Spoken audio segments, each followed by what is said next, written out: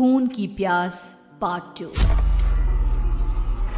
और उसके बाद वो जंगल एक बार फिर से सुमन की चीखों से गूंज उठा। लेकिन आज की रात सुमन की चीखों को सुनने वाला वहां पर कोई भी नहीं था। अगर वहां पर कोई मौजूद था तो बस हरिया, जो कि अब एक भेड़िए में बदल चुका था। सुमन के बालों को पकड़कर घसीटते हुए वो जंगल के बीचों बीच एक जगह पर ले जा रहा था। अगली सुबह गांव में।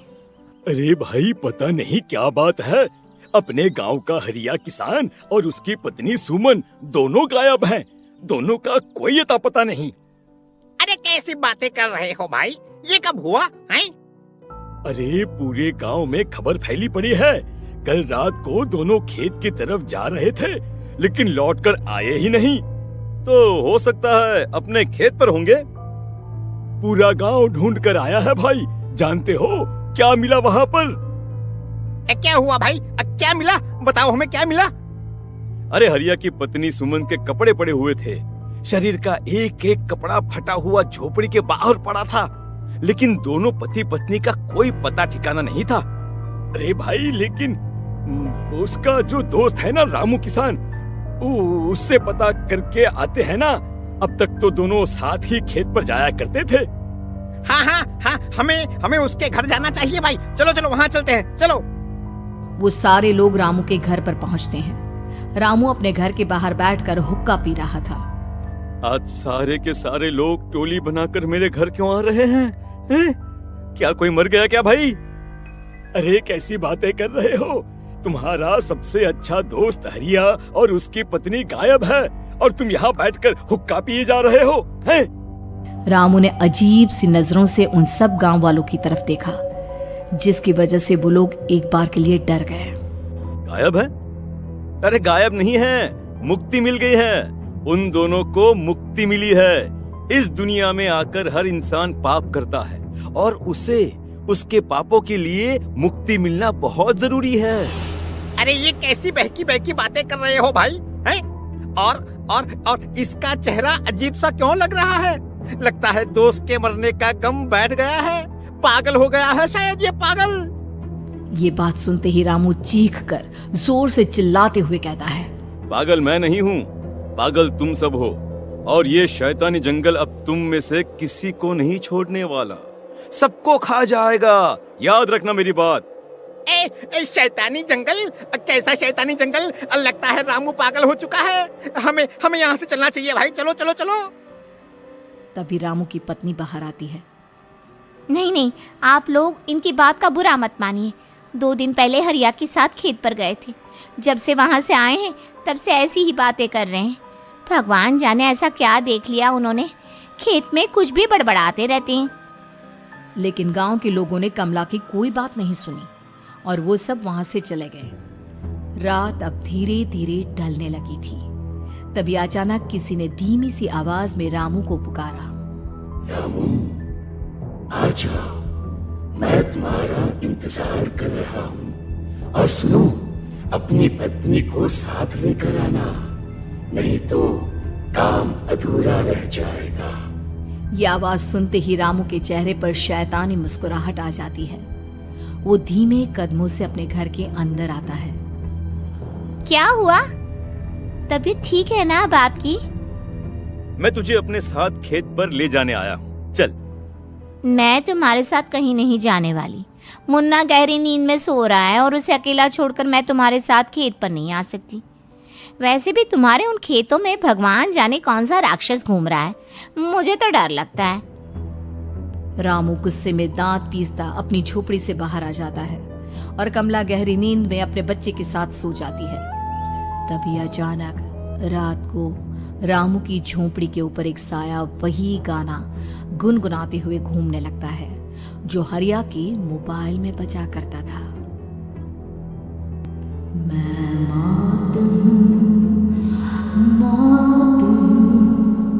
मौत जो बसरी है चारों ओर, जो आएगी कहीं से भी निगल जाएगी सबको।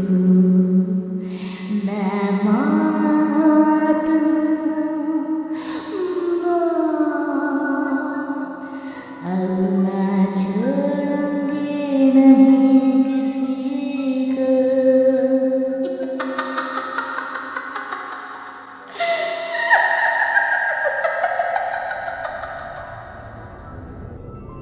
ये आवाज सुनकर रामू की पत्नी कमला की आंख खुलती है और वो देखती है कि उसका मुन्ना अपनी जगह से गायब था। कमला चीखते हुए बाहर दौड़ कर आती है। वहां पर उसने देखा कि रामू ने अपने बच्चे को झोपड़ी के बाहर एक पेड़ से उल्टा लटकाया हुआ था और उसका बच्चा चीख चीख कर रो रहा था। वहीं दूसरी तरफ एक साया बच्चे के ठीक नीचे आग जलाकर उसके चारों तरफ हैवानों की तरफ नाच रहा था। छोड़ दो मेरे बच्चे को। अरे क्या कर रहे हो तुम? शर्म नहीं आती तुम्हें अपने ही बच्चे को इस तरह मौत के हवाले करते हुए? अपना बच्चा? किसने कहा ये मेरा बच्चा है? अरे ये तो उस रामू की औलाद है, इस गांव के किसान रामू की, और मेरी दुश्मनी इस गांव के हर इंसान के साथ है। क्या कैसी बात कर रहे हो तुम? और ये औरत कौन है? ये मेरे बच्चे को खा जाएगी। तभी अचानक से उस साया ने एक बेहद खतरनाक दिखने वाली औरत का रूप ले लिया और उसकी आंखों से आग निकल रही थी। सही पहचाना तूने, मैं तेरे बच्चे को खा जाऊंगी। अगर तू अपनी इस हैवान पति रामू के साथ जंगल नहीं आई तो मैं तेरे बच्चे को खा जाऊंगी। लेकिन क्यों? आखिर क्या चाहती हो तुम मुझसे? मुझे जंगल क्यों ले जाना चाहती हो? औरत बुरी तरह से ठहाके मार मार कर जोर जोर से हंसने लगी और साथ में रामू भी। ये तो तुझे वहाँ चलने के बाद ही पता चलेगा ना।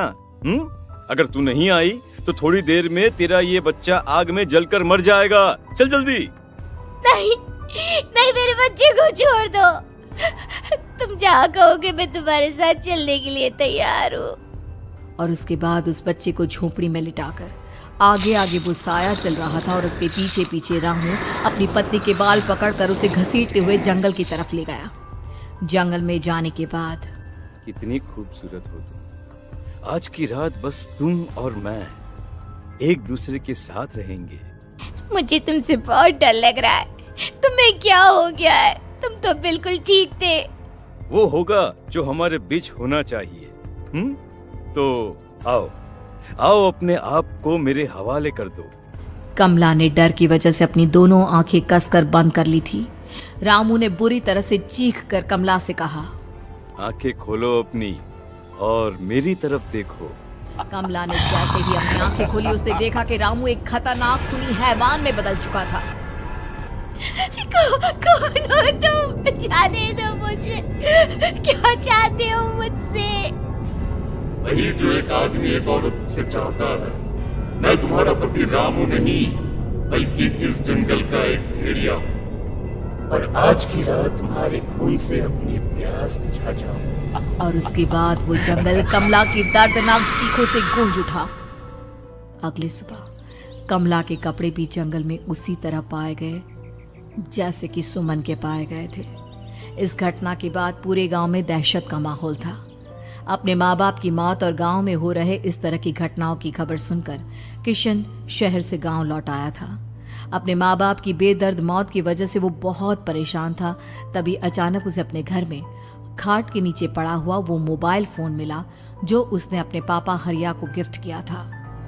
अरे कितने प्यार से पापा के लिए मोबाइल फोन लेकर आया था। इसे एक दिन भी काम में नहीं ले पाए। और आखिर कौन है जो गांव में इस तरह की हत्याएं कर रहा है? क्या है इन सब के पीछे? क्या है? मुझे पता करना ही होगा, वरना एक दिन पूरा का पूरा गांव खाली हो जाएगा। इस गांव में एक भी जिंदा इंसान नहीं बचेगा। गांव के लोगों की मदद करने के इरादे से किशन अपने गांव से दूर एक दूसरे गांव में बहुत बड़े तांत्रिक के पास मिलने के लिए गया। तांत्रिक बाबा, अब आप ही कुछ उपाय बता सकते हैं। भगवान जाने हमारे गांव को किसकी नजर लग गई है।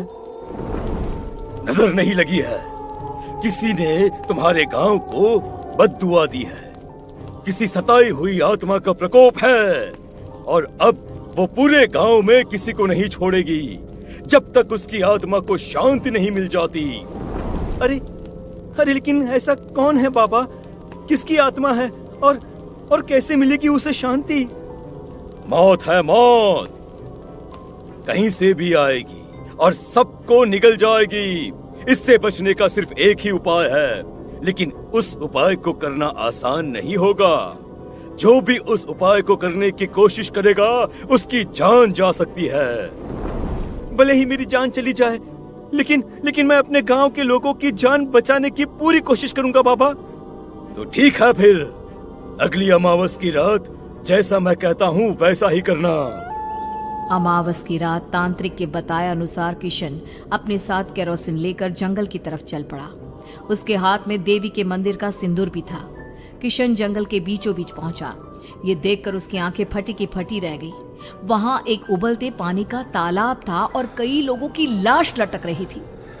किशन की माँ बाप की लाश भी वहीं थी।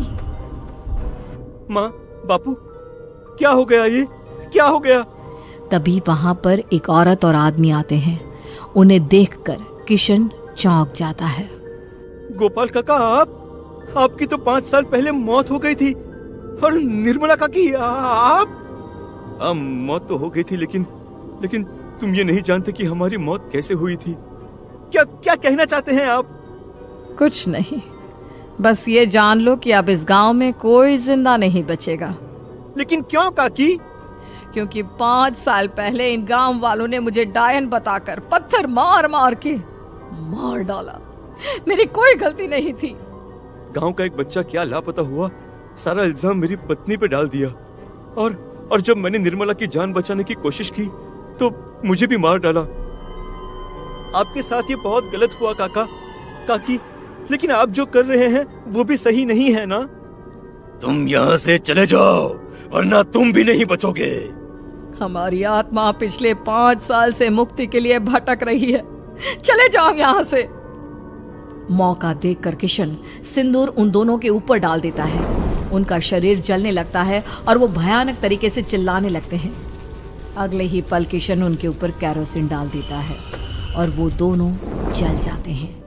किशन अपने माँ बाप और दूसरी लाशों का अंतिम संस्कार करवाता है और अपने घर लौट आता है। लेकिन वो अभी भी इस बात से अनजान है कि मोबाइल अभी भी बज रहा था। मैं मौत हूँ, मौत